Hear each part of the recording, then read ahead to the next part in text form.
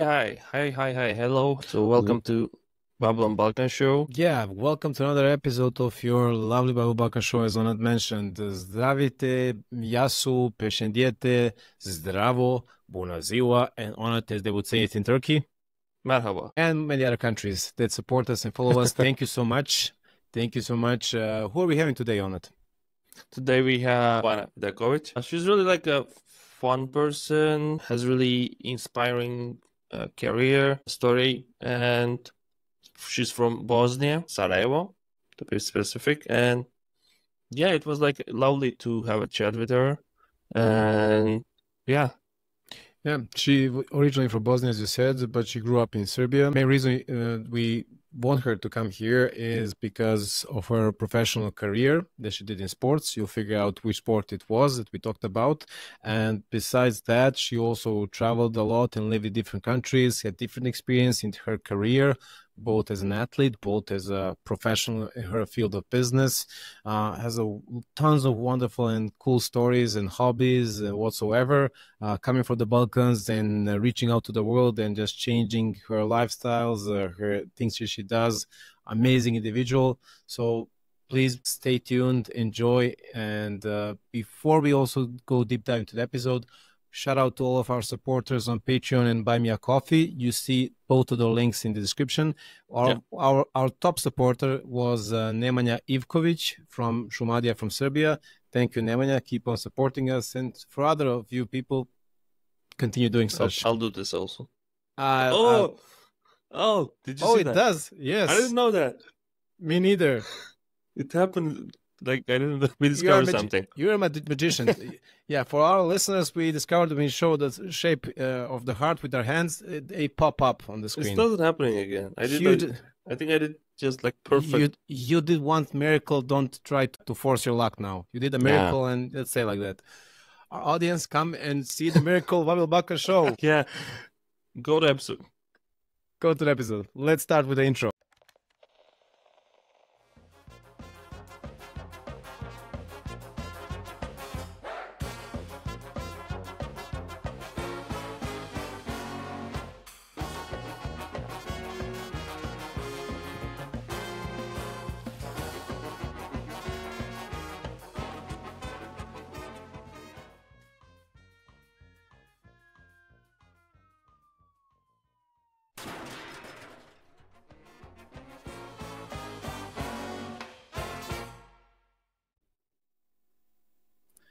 And we're back. Hello. Hello, everyone. Welcome, Jovana, to our Babylon Balkan Show. Hello. Hi, guys. Thank you for having me. I appreciate it. Thank you for coming. Before we go deep dive into you and who are you, we usually have to say tradition that we ask our guests totally irrelevant questions, but can be fun and interesting nevertheless. So, Onat, if you take the honor of take the lead.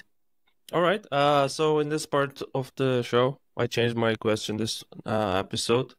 I want to ask you, who is your craziest or most interesting relative? Relative in my family? Not mentioning you, so someone not you. Oh, damn, that's a tough one. Oh my God. Wait, I haven't talked with any of my family, like extended family, for such a long time. But I want to say my grandma, my father's mom. I want to say her. Yeah. Did you take after her? Yeah, like she was. I God hope I not. Oh my God, no. She was a different type of special person. Let's say it like that. She was very, very controlling and a very hard nut to crack. Let's say it like that. She was She was. She's the type of the mother-in-law that you never want to have. It's worse than in the movies. I can promise you that. God bless her soul. But yeah. Yeah, tough not to crack. I got the picture. Onat, you do this to me all the time. Like, you change the questions, but I'm just consistent because I like my question. I hung to it. I don't like to let it go. My typical question is, what did you want to be when you grow up? Oh, I wanted to be a lot of things, right? Like when you're a kid, like you see a movie that you like and you're like, oh, I want to be an actress. I want to be an actor. You like a singer. I want to be, I want to sing. I want to do this. I want to do that. But for me, for some reason, I wanted to be pilot. That was some of my like travel dreams, but obviously my life never went in that direction. It's always going to be like a dream. I did consider it in a certain period of my life. I was like sitting with myself and thinking like, should I actually invest myself in this? And then after a long conversation with myself, I was like, yeah, nah. There's still a chance. I mean, for a civil pilot, for military one, maybe not, but for civil one, yeah, you never know. Lots of people I know. I don't know if they would allow me in military. Consider that there is like a certain code, you know, like you cannot have piercings, tattoos, probably.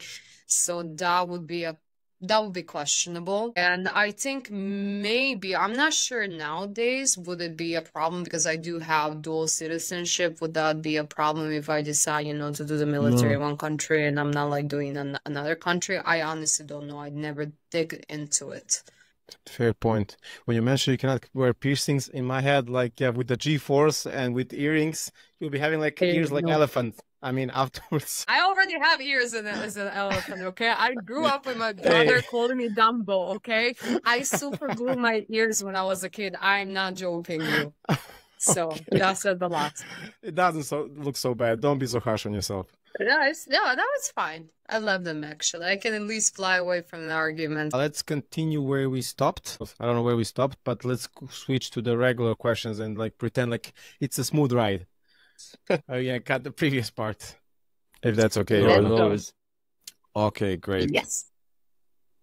So, Jovana, could you tell us a little bit about your Babylon Balkan? Babylon Balkan, it's our show. Could you tell us about your Balkan backstory, if possible? My Balkan backstory, right? Yes. So everybody asks me obviously where I'm from, and I like to play this little game, where do I look like I'm from? And I never get an answer Serbia or Bosnia, never. It's either Spain, Italy, Argentina, and since I moved to Dubai, I get a lot Lebanese and Iranian for some reason, and I do get a lot of Turkish. Which, you know, given the historical fact that, you know, Ottoman Empire was on our territory for a long time, I wouldn't be surprised, you know, that I have Turkish heritage. Right. But yeah, I'm from Bosnia. I was born in Sarajevo in the middle of the war in the 90s. Fun fact about me, my mom gave birth to me in a factory, not in a hospital, because there was like first aid unit and it was the closest, and that's where she went and popped me to the world. Yeah, so that's the beginning of my life. And after the end of the war, in 1996, when I was 2 years old, we moved to Serbia, and that's where I grew up. Thank you for sharing your story.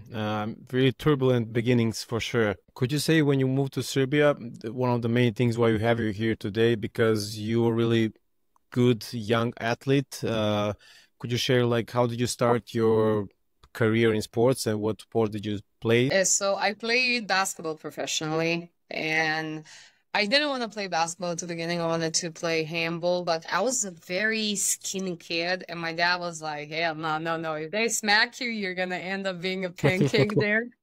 And my father, he used to play basketball when he was younger, and my brother at the time was also playing basketball, and we had this thing, me and my dad, we would go often to the court or when the gym is open just to take a few shots.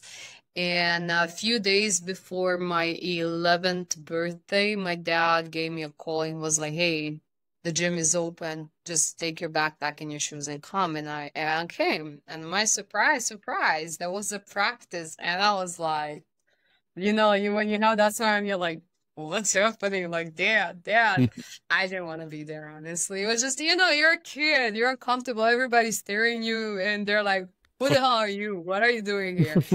So, yeah, I started my first basketball steps when at 11 years old, and it just kind of went this direction. I started playing really young with the senior team. I was 13 years old. And it was a lot of things to take in, you know, given that you're junior, you're cadet, you're senior, you have a lot of practices, you have school, then you have high school. Then national team also came into the picture. I started playing for under 16. Those were my first steps in the national team, and I went through all the youth sectors. And I like to. Was it tough to get in? Obviously, it is. Like if we talk about, it's not even like professional not speaking professional sport, just speaking of sport, it is tough. It is tough, being that you're a young teenager, you're figuring out yourself in the world, you're trying to find things that you like. Obviously, sport kind of becomes your first love. And for me, I always tell to people it was my way out in life. And I honestly don't know how my life would have looked like if I didn't play basketball. Like, it gave me so many opportunities in life, even after I stopped playing professionally. It opened so many doors, like one door closed, another one open, and everything was kind of unexpected that happened. So yeah, it was really tough. It was challenging. There was many times where, like, I would sit, I would cry because like I didn't know what's gonna happen. It's competitive, right? It's not just you have to be physically ready. You need to be emotionally, mentally ready. You need to be ready that you're gonna go there and you might play the best game of your life, or you're just gonna suck, and then you're gonna question like, what's gonna happen with my contract? Will I be able to find a new club next season? Is my coach gonna bench me? How is this gonna affect the chemistry in the team, or my chemistry with the coach and the team? So there's a lot of things that you need to take in consideration. It's not just black and white. For And sure. then comes that really important aspect is that when you play professionally and then when you decide to leave your country, is that you're away from your family, you're away from your friends, right? Once when you move outside your home, I don't want to say it's never your home again. It just doesn't feel the same. It doesn't feel the same. You're like You a little changed. birdie that left you left the nest. You have your little wings now and you're figuring out, and you come back and that little nest kind of feels different, feels maybe small. Right. Yeah, So small. yeah, so that's also another thing that you need to take into consideration. And a lot of people, they don't think about those things. They just say like, oh, it's easy for you. You play good. You look good. And of course you're going to have money. Of course you're going to do this. Of course you're going to do that. But they never think about what I have to give up. I don't want to say give up, but the things that I missed in life. I missed so many things, so many important things. And I was not part of those moments that were important for the people that I genuinely love and care about. And I knew that was the path that I've taken, and I made my peace with it. You Yeah, can't go against it.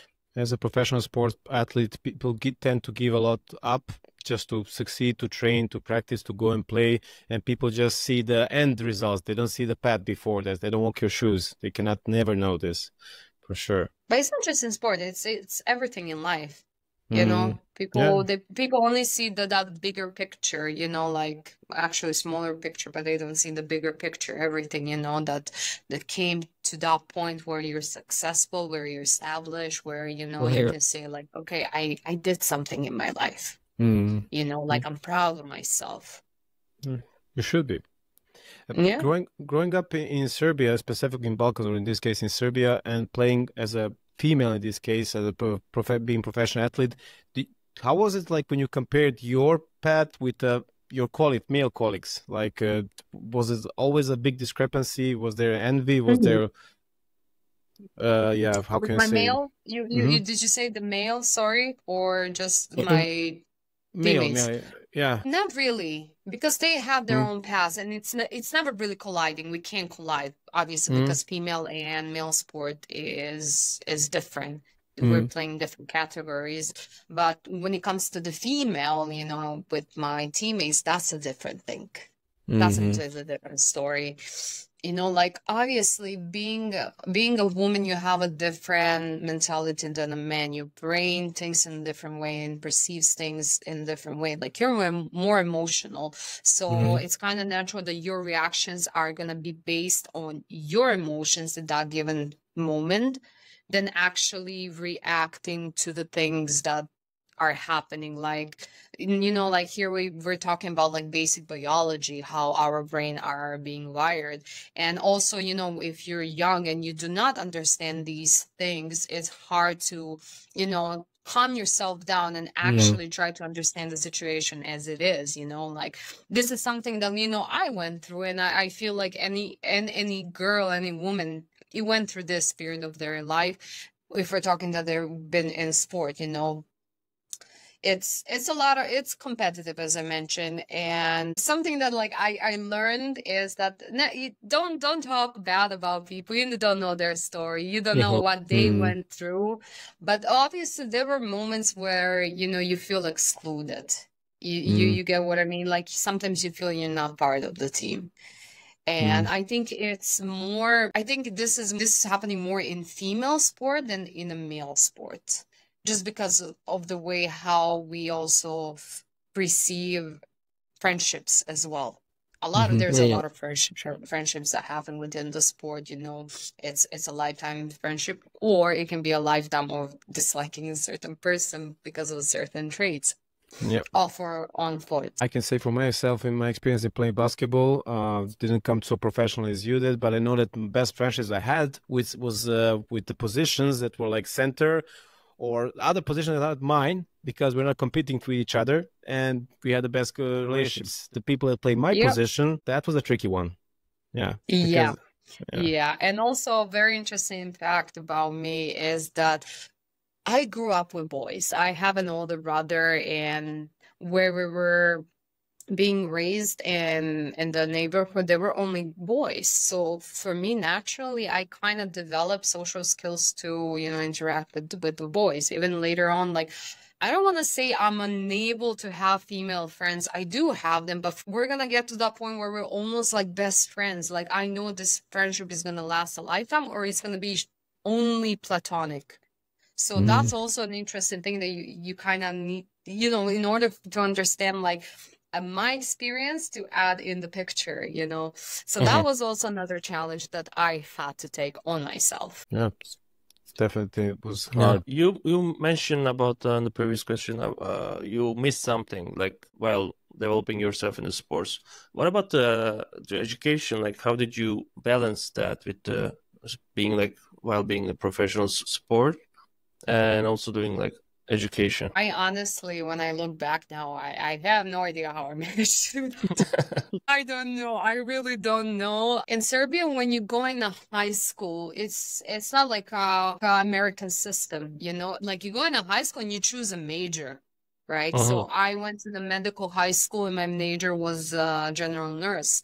So it was hard. It was really hard. I remember there were days and nights we were going to games and everybody's in the bus and they're just like, you know, sleeping, they're resting, they're talking. And then you see me with my book like this, just reading and just trying to memorize. I always had good grades. Thankfully, my school never went downhill.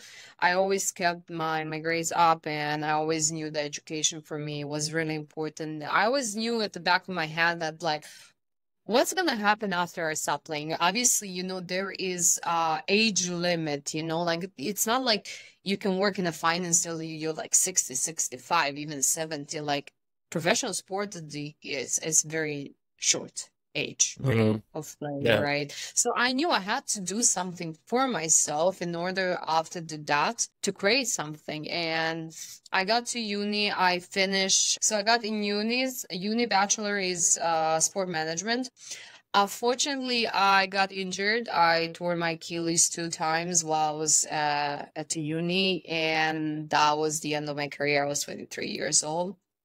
So I had to take a break from a uni to just focus on the rehab, because mentally was the most challenging, not physically, mentally. Because, you know, as I mentioned, like basketball was my way out. You know, I was helping my family financially. I was taking care of myself financially. So there was a moment like, damn, what am I going to do with my life if I don't manage this? Like, this is everything that I know. Like, it's scary, you know, like you feel like in one moment you're at the top of the world, you have everything figured out, and then boom, like this very small thing that you never would think about and crushes your dream just like that. So yeah, I had to take a gap while I was recovering. Thankfully, I continue my studies, and I can probably say that I hold bachelor's and master's in sport management. Kudos, congratulations for that. That's a great achievement. Very proud of that. You should be. Not many professionals do this in the end, professional athletes. You mentioned the injury. I can only imagine how this was tough for you. So many athletes have the same issue and they never recover that physically or mentally. Could you say for yourself that you recovered? And if you did, how did you do it? Honestly, I remember the moment when it happened. Like, I remember it very clearly. I think the first few seconds it was denial, because like when Achilles pops, it doesn't really hurt. It feels like somebody, hit you with their shoe, when you're running or changing the direction. So I was like just checking left and right, and I was like, but wait, there's nobody around me. And then like I remember I was like, nah, it's not my Achilles. Let me just walk it off. I couldn't walk it off. And then I was just sitting holding my leg up. The physio came. He was like, what's wrong? I'm like, my Achilles. I was like, are you sure? I'm like, yes. The moment I reconfirmed, my father was there watching the game. I just look at my dad, and my dad just went like this, and I knew that he went directly in the spear. And I was just looking at him, and I was like, what am I gonna do now? Like, I was not like dwelling over the injury. My brain was already in the future. I already knew this is what I need to do. This is how I need to do. This is how long it's going to take me in order to get to the state where I'm able to play again. Fast forward, the recovery started going really well. And 3 months into the recovery, my Achilles popped again. I popped. It just, my foot went backwards on the ice, and it just popped. And that's the moment when I knew, okay, yeah, this is the end. But I went through the whole recovery. I remember I only cried one time during the recovery. I mean, with the physio, not alone. Obviously, you have the crying sessions, it's a tug, it's a tug war. Should I stay or should I go, And I remember it was, oh my God, sorry. Somebody was outside throwing something. It scared me. I remember I was holding myself, and I need to go on my toes. And I remember how much effort I was putting towards those toes just to lift up, and I couldn't. I just felt weak, like I'm not able. And I didn't make peace, but that's when I accepted fully. That's when I fully mentally accepted the situation. Like, this is the end. Like, I can't. It's not that I don't want to, I can't. And then that's not the hardest part of the journey. Hardest part of the journey was announcing I can't play.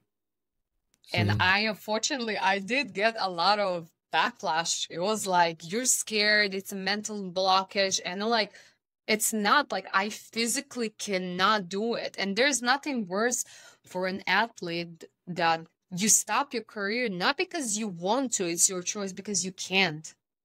It's the worst thing that could happen. And I went through some like mentally really challenging period of my life. I didn't speak to my family for a certain period of time. I was also unavailable. I went to Sweden for a month. I was staying at my friend's place just to, try to figure out my life. And but I think I accepted that I'm done. Like, I made my peace is when I went to China.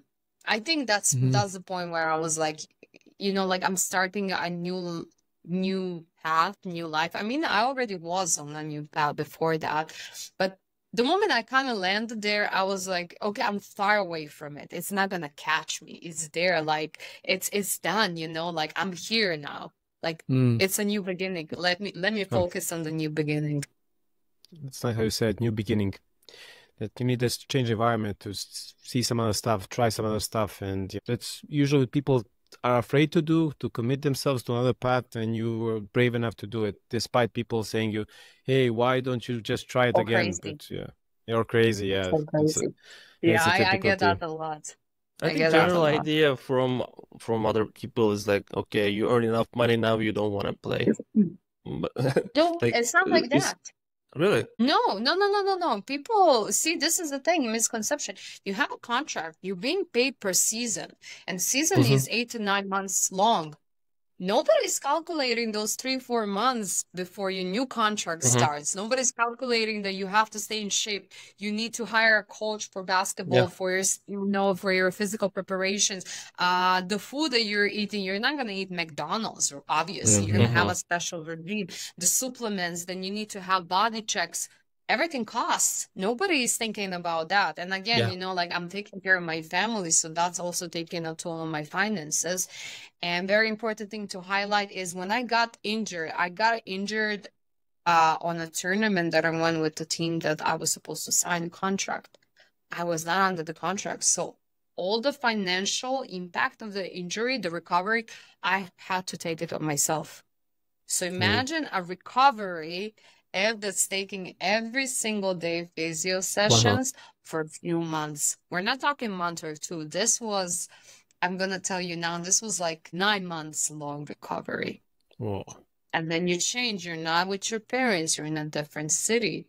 So just calculate that in your head. So it's not just like, oh, but you have savings.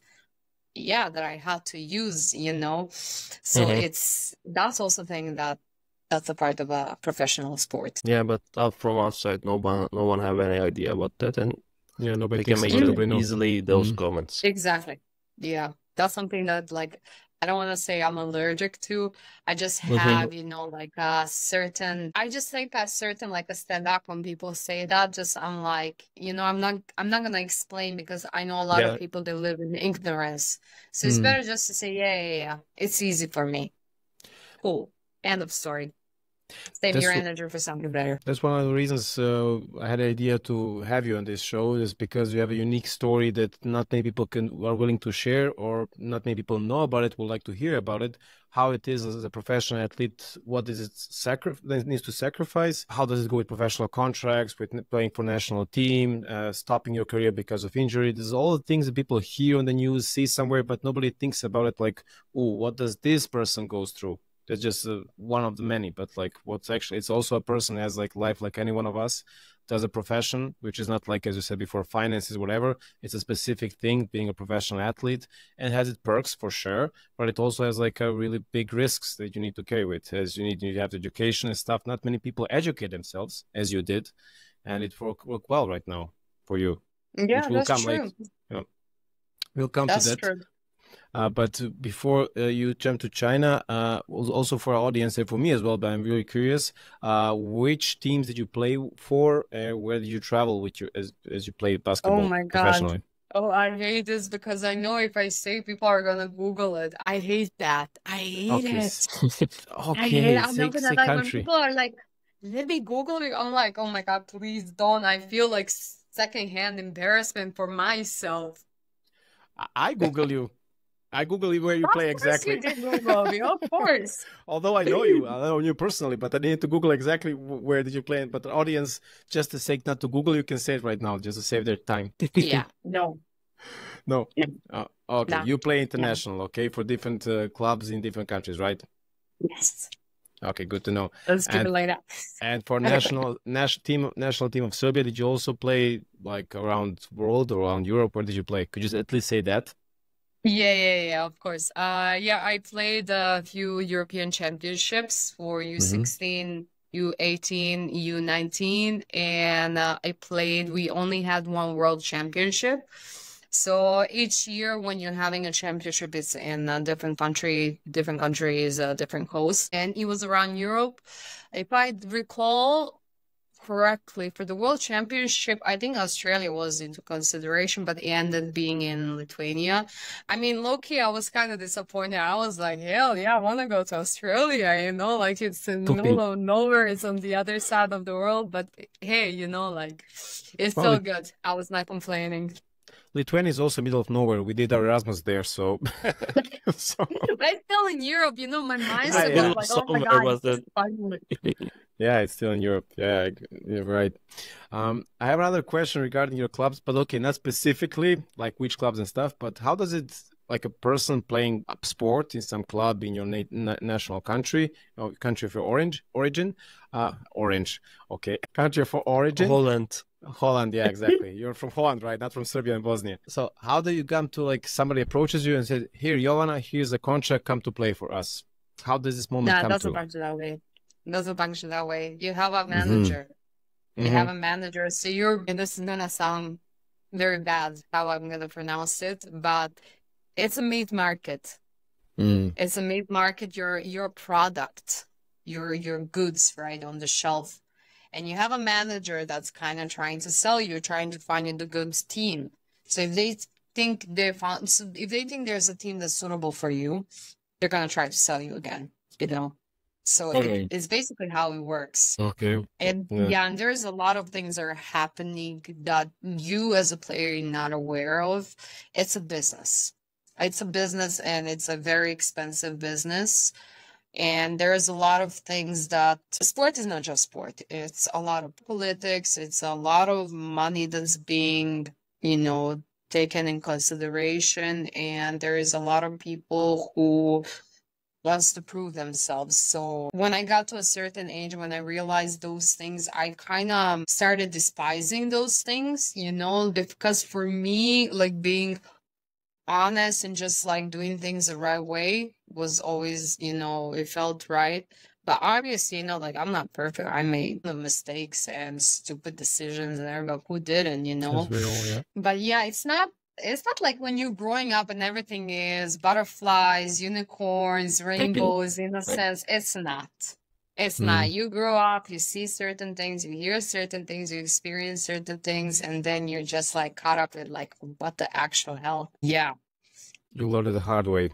Some learn the easy way, some the hard way, but eventually people should get to that point. Is okay, it's not everything lovely jubbly as it looks like. Yeah, it's a serious thing. No, it's a business. As I said, it's a business like anything else, like being in a corporate business. Obviously, it's a different type, but it's kind of same mindset. It's there. Yeah, it's at the end of the day, it's like, as a player, how can you bring the value to this team?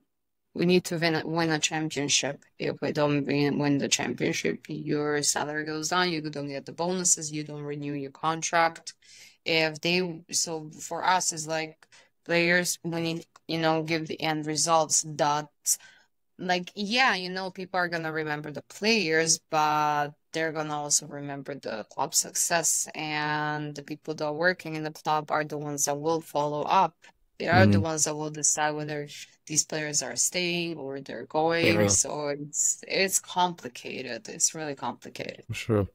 I'm curious, like, how many people keep being like, how can I say keep being the way they are at the beginning, since they're still enjoying the play, they're still having fun. Is it like often the case, or it's as soon as you become professional, it starts to be less and less fun and just a job? I think it's even before you go professionally. When you're like, for me, it was, I think when I was 16, 17. So you're not still considered professional. That's when I started feeling sometimes like it's a job. But obviously, the joy was always there. The enthusiasm was always there. But it just, for some reason, felt different. And it's hard to explain. It's just like I kind of knew there's more than this. There's more to the story. There's more in the background that I don't see and that I don't know. And then, as I grew up, went through certain things, that's when I was like, yeah, my instincts were kind of right. Yeah, you did a good analysis and did good choices afterwards, after everything happened to you, after the injury and all of that. And coming back to China, it happened as it did. You stopped your professional career, unfortunately, and you moved to China. What did you do in China? I stayed in sports. Obviously, I stayed in basketball. So I went to work there as a supervisor. And then later on, I worked as a head of sport development. It was a basketball academy, and it was a huge branch. It was a branch for IBDL. It's a branch throughout whole China. The founder is Allen Iverson. And later, after 2 years, my employer, she wanted to be independent. She wanted to raise something on her own, to have her own name, right? The image. So that's what she did, is she put me in charge. And I stayed there for 4 years. 4 full years. Did you learn some Chinese while you were there? I did, but honestly, I forgot everything. It's been almost 2 years that I haven't been there. So yeah, I know just very, very basics, but honestly, it's not, I hate to say this because I speak 3 languages. I mean, I could say I speak 6 languages. We consider, Bosnian, Serbian, Croatian, but like three Yeah. languages. And I can only say that I was lazy. I can say that I was lazy, that I didn't really put myself to learn it. I think if I would ever get a chance to go back to China, I would definitely go, given that I understand how things are functioning. I understand the logic of the language, how it functions. So I would definitely invest in that. I think it's an investment, like anything in life. It's a knowledge that cannot be taken away from you. Totally right. I also say the same thing. Where we were in China? Which city? Which area? It was called, it's still called Jiangmen. It's in Guangdong province and it's right under Guangzhou. So it's like 45 minutes with the train. And I love to say it was perfect. It was not a big city, not big city for For Chinese China. standards, right? Yeah. It was like 2.5 million people. It's perfectly located. So it's between Guangzhou and Macau. So Dongguan, Shenzhen, Hong Kong, they were very close to me. And the climate was perfect. It was a kind of tropical area. So during the summer, we had the monsoon season, a lot of rain, typhoons. I had mangoes growing in front of my building. The whole street was just Cool. like with the trees like this. Yeah. And the winters were very mild. Sometimes, we will get a few days. It will get like really chilly, but it's not like in Serbia or like anywhere in Europe, like it gets snow, it like goes minus. No.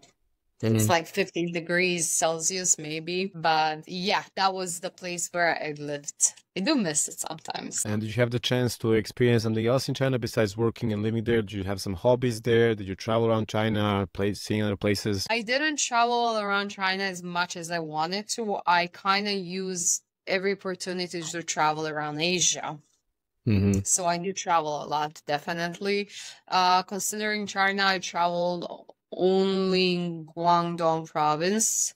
I think if I go back, I would definitely get like it. Yeah, because there's so many beautiful things. It's just like it's so diverse than the nature. Like you go from the mountains, you go through desert dunes, then you have a tropical area, then you have like something that's similar to European weather. It's just like it's diverse, and the history, the culture is just amazing. It's so many things to do, to see, to smell, to try, to eat, to experience.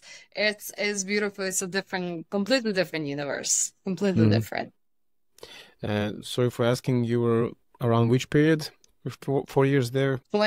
So from May 28 till July 20. I was the bat eating part, and later I on. did not eat the bat.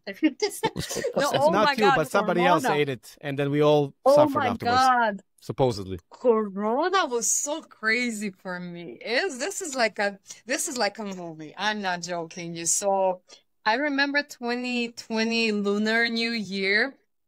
I left somewhere mid of January and I was having like this crazy trip. I was going Malaysia, Singapore, Bali, and then I was supposed to go back. And then when I landed in Bali after a couple of days, my employer calls me like, hey, don't come back till middle of March. You have this little problem with the virus. And I was like, you know what? There's no better place for me to stay. I was in Bali. I traveled around Indonesia. I stayed there for a month, a little bit longer than a month, almost a month and a half. And then I remember 8th of March, it was International Women's Day. I'm on the phone call with my mom and I'm like, hey mom, sorry, I need to hang up. I gotta pack my stuff. I have a flight to catch. And she's like, oh, you're going back to China? I was like, hell no, I'm going to Sri Lanka. And she was like, you're going where in the middle of the pandemic? Are you crazy? I was like, what's the worst thing that's gonna happen? So I went to Sri Lanka. I stayed there for 2 weeks and there was a curfew happening for like a few days. And I had a return flight from Colombo to Macau and it got canceled. And then like a lot of airports in Asia, they started shutting down. You're not able to do a transit. If you do a transit, you're going to stay stranded there. And I remember I was holding my phone and I was like, whoa, okay.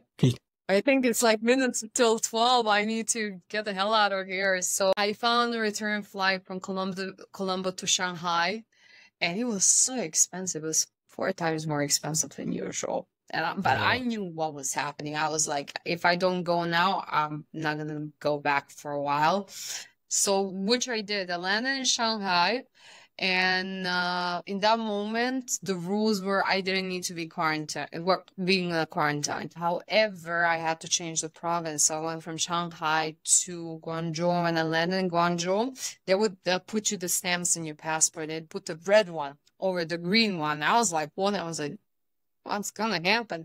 And this is the thing, like everything in China, everything is Chinese, right? So you gotta take your phone out, you gotta translate, you ask somebody and they're like, Timbudo, like I don't understand. And everybody's going left and right in their, white spacesuits, and you're just sitting there with your cloth mask because you couldn't find a normal mask in Sri Lanka. And then they just put you in the bus. They slap you in the bus and they take you to the testing, and then like, oh, you go to the hotel.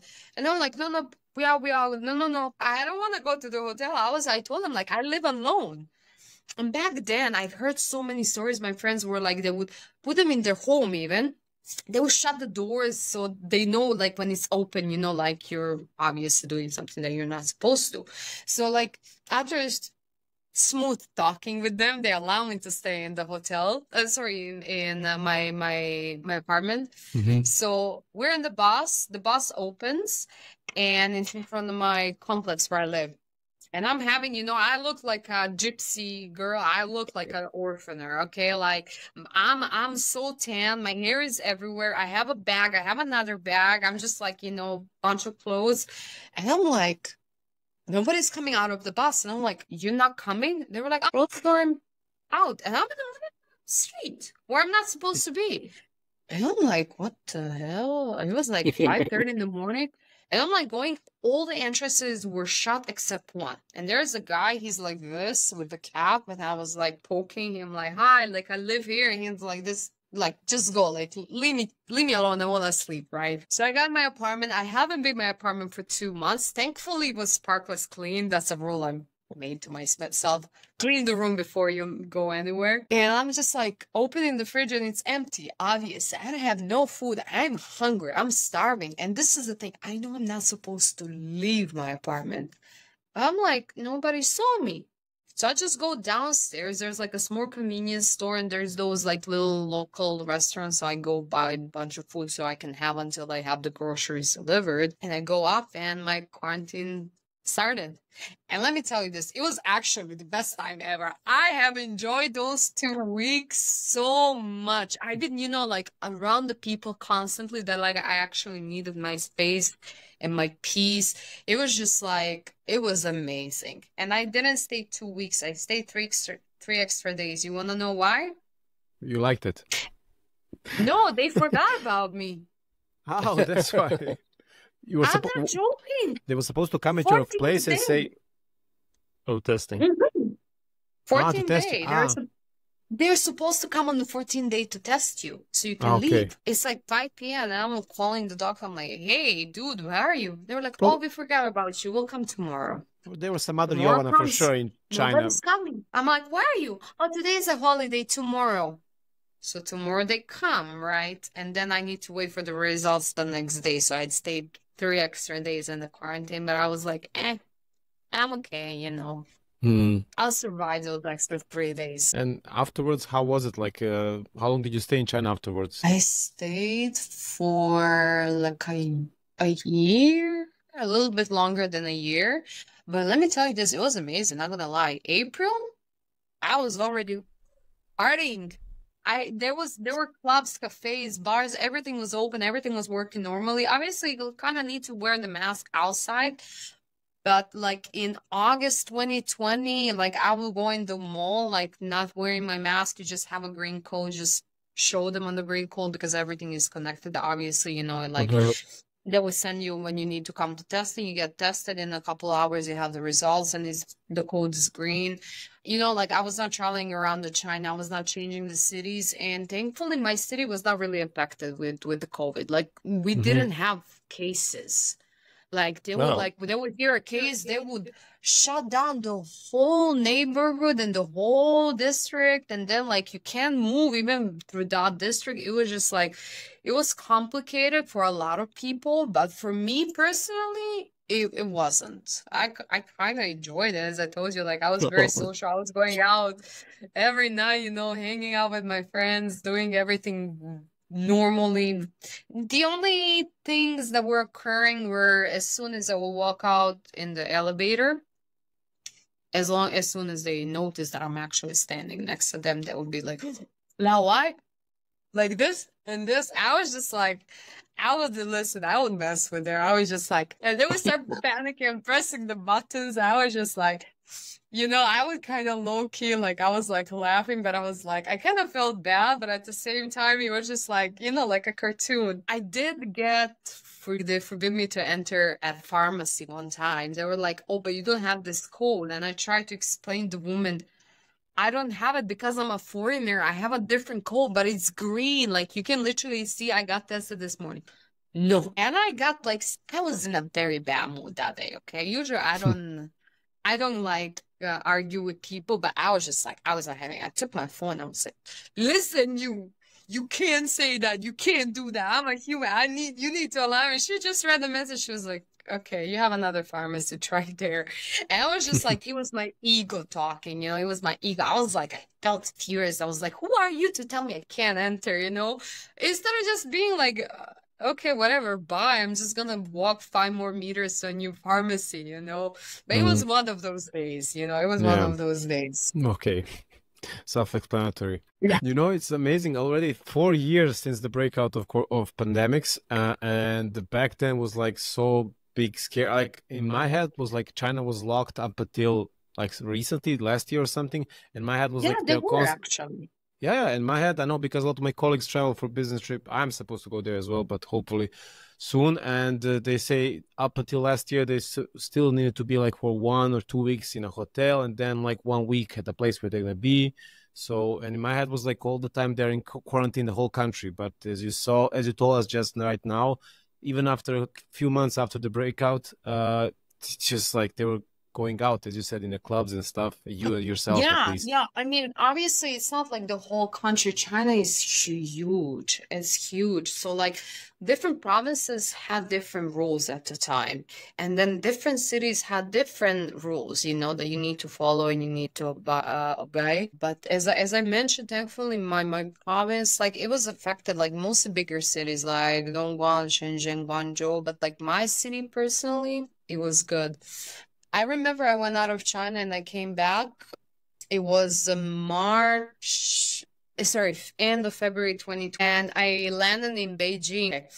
I landed in, so they say like, oh, it's gonna be in the Beijing. It was not in Beijing. It was in the middle of nowhere. It was like 3-4 hours driving in the bus. So you go through this crazy control at the airport, and you're in the bus. And I remember we got to the hotel and I'm like, I really need to use the toilet.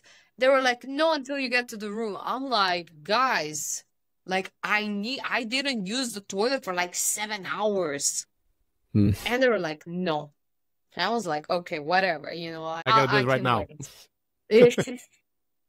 But listen, this was literally middle of nowhere. It was like in the middle of some mountains, and my window was looking at the freaking rock. There was nothing, a rock, and then you see a mountain up. I had wild monkeys coming in front of my window. Okay, they were my best friends for the period of time. There were donkeys. One time I'm just like chilling, doing my daily dose of photosynthesis. Synthesis. Oh my God. And then you hear ni ha, the donkey, and you're like, what the hell? And you see a big donkey, and you're just like, hi, hello, could you please talk to me? Sorry, but how you interpreted the sounding of a donkey? I thought something to approach you, but no. I don't know what That's okay. They don't approach you. Listen, Chinese guys, they don't approach you. You say ni hao. Okay. They sounds like a paradise. They just stare at you and they look at the phone. They take a picture. They're like, oh, I tell you on a picture.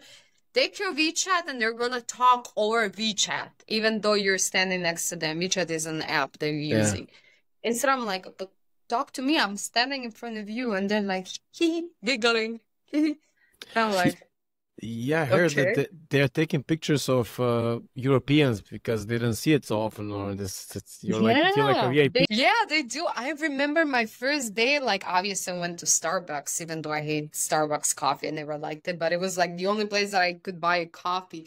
And I remember, and I took some chocolate cake, and I'm just like eating, and like I'm sitting like looking at the window, and I put my head up, and there's a couple of guys taking pictures, and I was like, what the hell is happening? And now we have people randomly approaching in the street. Oh my God, so pretty, so beautiful. And because I live in a tropical area, like I mentioned, there was like a lot of humidity. Before that, like I would always straighten my hair, you know, like now I straighten it, I do something like this, but then like I just let it and like get curly and wavy, and then we'll be like, oh, they would touch it so soft. Why is it red? Why is it this like, why is it like that? Oh, so white. And I was tanned, you know, I was like, okay. But yeah, you're basically a celebrity. If you're a 2 meters tall guy, oh my God, you will have the time of your life in China. Everybody will look at you, admiring you. I swear. Oh God. I should go there. Yeah. See. Go, Habibi. Yalla. But how you mentioned when they approach, I want to say like, they followed your basketball career. They recognize you. No, these people are for some reason they don't know a lot of things, like, you know, certain movies or shows or what's happening outside. Is to be honest, they're not really interested. Mm. But something that really shocked me when I told them, like, I'm originally from Bosnia. Do you know which movie these people know and they absolutely love?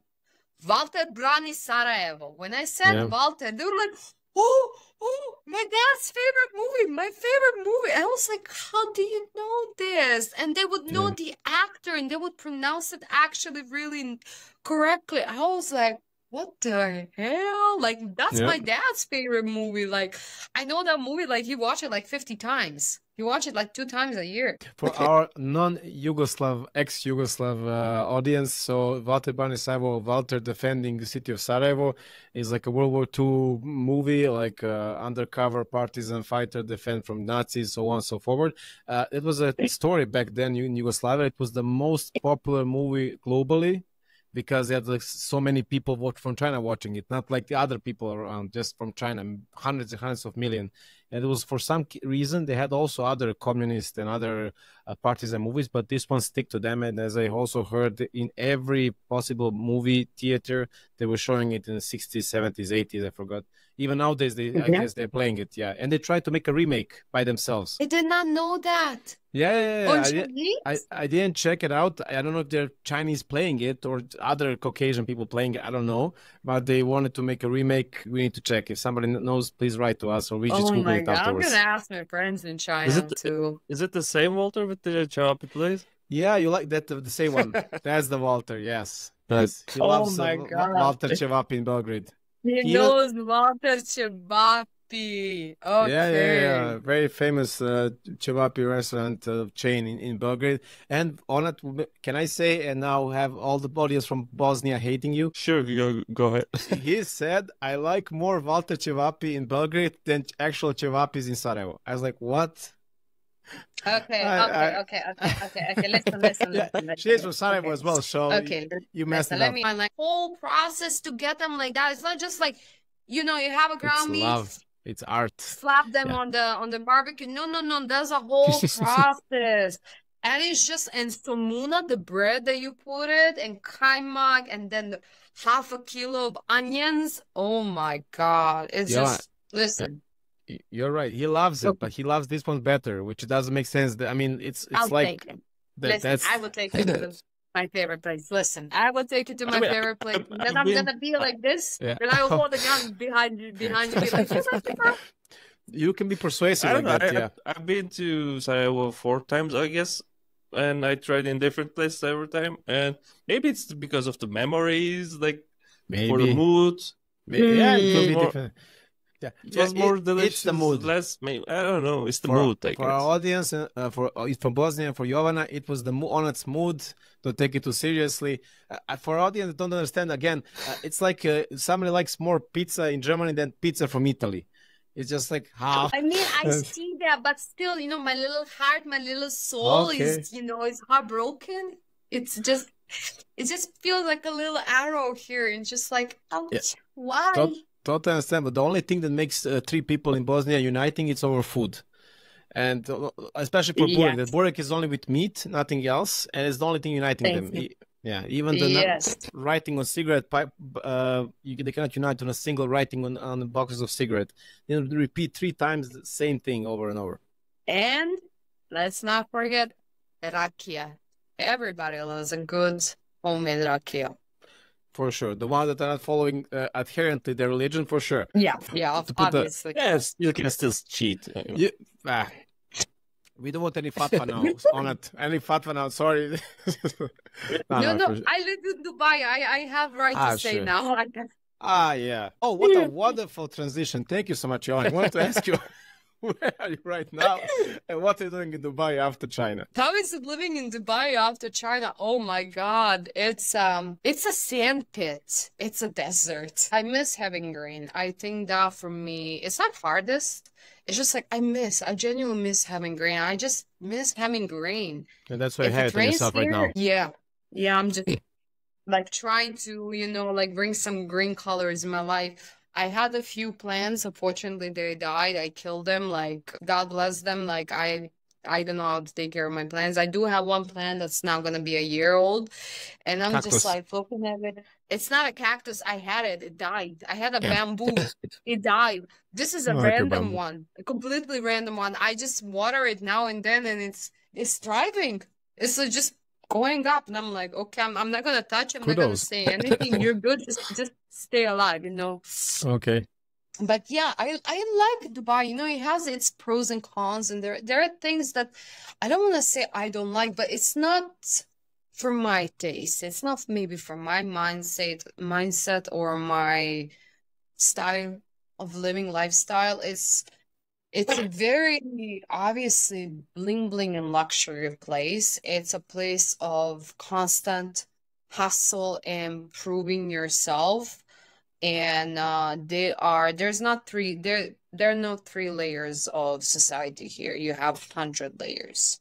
Like, for example, a rich person can be somebody who earns $100 a month. Then you can have somebody who earns 1 million. Then you're gonna have somebody who earns 10 million. So that's like a huge gap. It's like a layer over layer over a layer. It's a beautiful city in its own way. It's metropolitan. There's a clash of cultures happening here that I don't think is happening anywhere in the world. Expats are majority here within UAE country. I think, if I'm not mistaken, it's 70%, something like that. Like, I apologize if my numbers are not correct, but I think it's something like that. So the whole system here, the economy as well, is kind of depending on expats, because they're coming here for the careers. There are like amazing opportunities here, and they're also helping, as much as they're helping themselves to strive, they're helping the country as well. So it's like a mutual, it's transactional symbiosis. Yeah, exactly.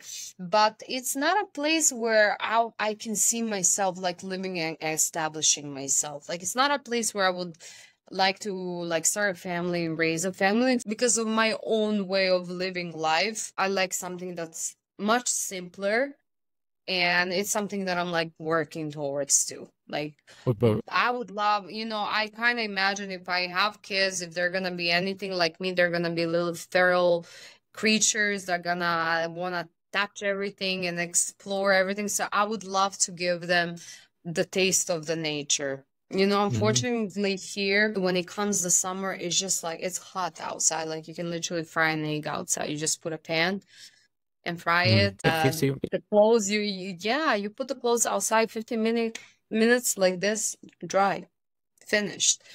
So yeah, like during the summer, you cannot do any outside activity. Like, it's impossible. Like, in the evening, the beaches are open for the night swim, but again, it's like, it's really hot, and the water is just like, it's really, really hot. So it's not like the same like during the day. I mean, you can go during the day if you want to get a 3rd-degree burn or get a skin cancer, something like that. But it's not my cup of tea. Yeah, understandable.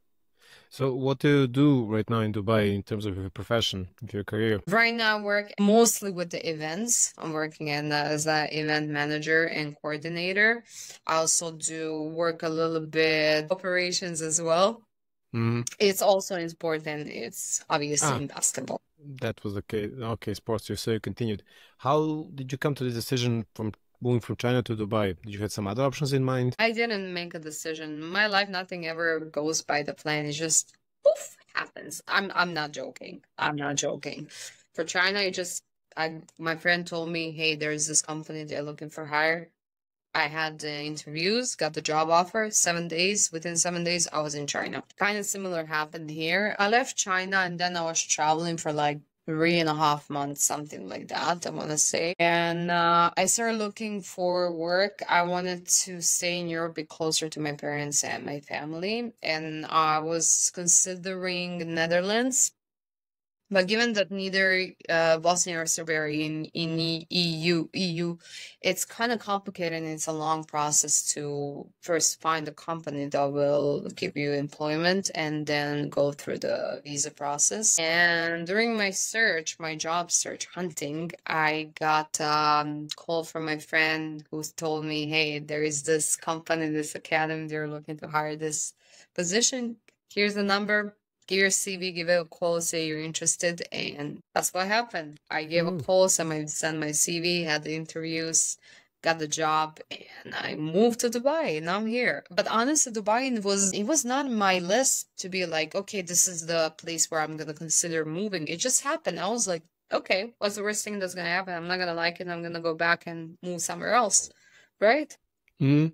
That's how life happens.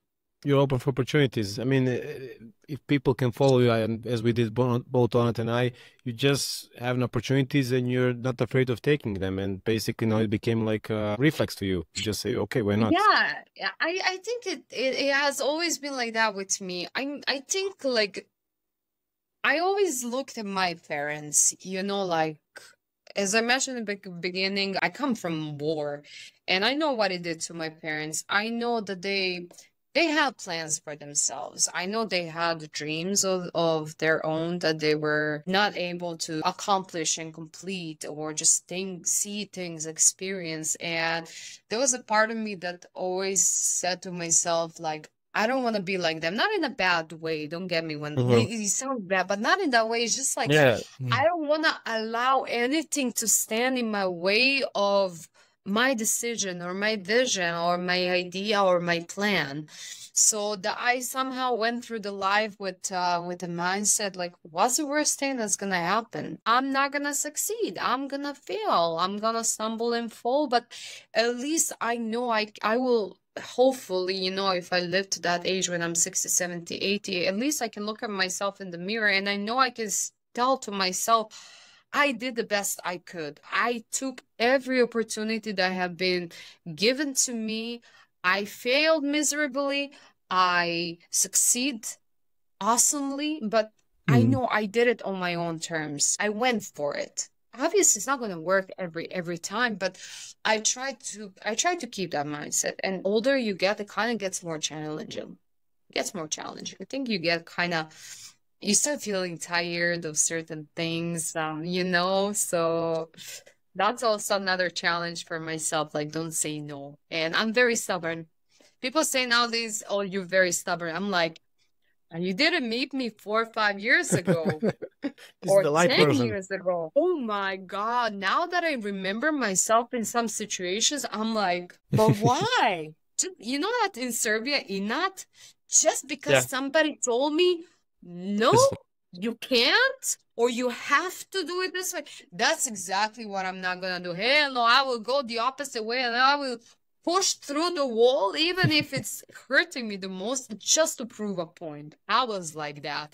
Now, I want to say, I'm still like that, the apple doesn't really fall. Yeah, but at least now I can be like, okay, hold up, wait. Okay, now I can sit, calculate, and I can be, okay, this is worth my effort, and this is not worth my effort. Sometimes I'm just like, I give it like, okay, let me have this moment. I'm gonna do that. And then, but most of the times I'm just like, okay, would say whatever you say. Like, I honestly don't care. Do I look like I care? Exactly. So, and move to another thing. But it looks like you learn from your experiences. You know, people don't experience much in their lives. They just continue with the same pattern. At some point, they hopefully change it or realize what they were doing before. But since you were always open for opportunities and you realize, oh shit, I was so stubborn back then. Right now, I still am, but less, as you said, or just not less, but at least you think about it. Is it worth your energy or not? As you said it, so it's perfectly normal. And as you said before, you're open for everything that comes to your path, and no matter what. It can also sum up with my goes hand in hand with my mantra is like, I better regret what I did than what I didn't at the end. So it's same thing. Definitely, yeah. Although life's, I don't know, it happens to me, I guess, to all of us, to all our audience, I guess. Well, you some point get to some comfort zone and you like, I should get out, but I'm really feeling good. You're aware of it, but yeah, it's fast. It's life. Yeah. It's life. It comes and goes. Definitely. I think I started like experiencing, like, I want to say for the first time, like that comfort zone bubble. And as much as I'm enjoying it, I'm like, it's scary because, like, once when you go there, it feels like a never ending circle to go out. So, like, I'm really trying to not go down that path. Like, I know for a fact that's not something that I want to do. That's how I want to live. I'm somebody who loves challenges. I'm somebody who's just like, I need to move. I need to do things. I need something that will keep me occupied, something that will give me that, you know, that wave of excitement that you get, like you're doing something for the first time and something is new to you. I need that. Otherwise, mentally, I shut down. And I'm just like, I'm drained completely. That's why, like, you can see me from time to time, just like, poof, I disappear, I go there, I go here, I do this, I do that. Because I need it. Like, I need it. It makes me, it's not like, it's a cliche, obviously. It makes me feel alive, obviously. Like, breathing makes me feel alive, you know? But it's a way of living for me, and it works for me. It's not going to work for you or maybe somebody else, but it's something that brings me happiness, and most importantly, it gives me peace of mind. Gives me tranquility, I think, also. Yeah, you sum it up nice. It depends from person to person, from personality to personality. I could say, for instance, what Ona did to me, like as we were talking before about comfort zone, I tend to get out of the comfort zone, but sometimes when you're surrounded by good people and offering you a way out, so to say, or of some other things, you should always say, as you did yourself, yes, why not? And Ona pushed me to some stand-up, Turkish stand-up, but they allowed me to do it in English. And I did it, and after that, I was like way out of myself. I was like adrenaline full, like for half an hour or more. So it's really helped me like continue this thing. Thank you, Anat. You're welcome. Yeah, it's nice that you like digested already. Yeah, I did because it just happened on Friday. Really, yeah, it was really in recent time. Anat, do you have something else for Jovana? Actually, we completed all the things that. I'm gonna ask you. Okay, in that case, we have something that usually people in HR tend to ask, but I would like to rephrase it. Talking about the future, where do you see your potential new challenges, or where you can grow more? In which areas do you plan something, or as you said, you don't plan, but do you at least think about something that you would like to share? What kind of adventures? Good point. Okay, I did have a question recently. What is your New Year's resolution? Like recently from somebody from my work. I was just looking at the person. I was like, you know what? I think the past few years, my New Year's resolution has been just stay alive. Honestly, like, I don't know. I just say, I just want to stay alive. That's all. Like, obviously, you know, like, there are things, staying alive. Anyhow, I do want to, like, recently I've been doing a lot of inner work more than usual. I noticed, like, I knew there were certain patterns and there were certain, I like to call them tales. Somebody calls it baggage. It's holding me up in all the fields in life, you know, with friendship, with family, with work, with romantic relationships. And it's something that I am really addressing. and it's something that I know I can grow and I know I will grow, but I feel it's the most challenging thing ever, because like I feel so raw, and it's just like it's a vulnerable situation, you know, that you put yourself through, and it's scary as hell because you find things about yourself that you didn't know, and it takes a lot. So that's something that I want to do more for myself. I think I feel like if I do address those things, naturally other things will follow. So I think that's important. That's something that I would give an advice for everybody. If you want to succeed in anything in life, you need to do that inner work. Okay, like you need to dig deep. You need to go to those ugly places that you buried under the dirt and under the pile of garbage of human that we are, and like take it out, shake it from the dust, and you know, let it heal, because we all have things that happen in our lives that made us people who we are, and we often forget those parts, and most of the time those parts are our younger self versions. And I've been asking every time myself lately, like, what would little me think about myself when I was 4 or 5 years say old? the What would same. she think if she would see me now? The only thing I want for her is to be proud of me and be like, hey, you know what? You made it. Maybe I didn't, but you made it. And good job on that. And that's something that like it gives me that little fuel, you know, when I need it. And we all do need it. We're all humans, and it's okay to feel sometimes down. For sure. Yeah, I totally agree with you. Have the same feeling and same mindset and same thinking as you said before. Yeah. Onat, would you like to add something on that? No, actually, I was just thinking the same thing a few days ago. Like, not like 5 years old, but like from the middle school, high school. Onat, what would he think about my place right now? And I just said like, wow, it will just blow my mind. Yeah, you see. So you did good, and you're still doing good. So keep up the good work, and you, Jovana, as well. Thank you. You too. And me, like, yeah, I'll go get there eventually. Yeah, you are already good. That's what my mom says. And thank you for aligning with my mom's ideas. Yeah, thank you, guys. Thank you, Jovana. It was really amazing getting to know you, sharing about your professional sport life, about your career, about your thinking about life, thinking about world, about traveling. I hope you inspired a lot of people. The episode itself was not just being inspiring, but just sharing what people do, what people makes them unique. We're all unique to some extent, and your life story was really amazing. We tried to make it as compact as possible. If people have some questions, they can write the comments, and if Jovana wants to answer, they'll actually answer. If she doesn't, it's your choice, Jovana. No, I'll answer them. I'll answer them gladly. Thank you so much, guys, for having me, for inviting me here. It was lovely. It was really lovely. I really enjoyed it, and I do hope that whoever watched this is gonna sit and be having their little cup of tea or coffee, like, okay, this was a nice episode. I'm gonna watch the next episode. Okay, you better watch it, guys. Thank you, Anna. So as you said, watch it, click a surprise, listen to it, follow Babylon Balkan Show, and all the clicks and buttons. Click like and subscribe. Exactly. Yeah.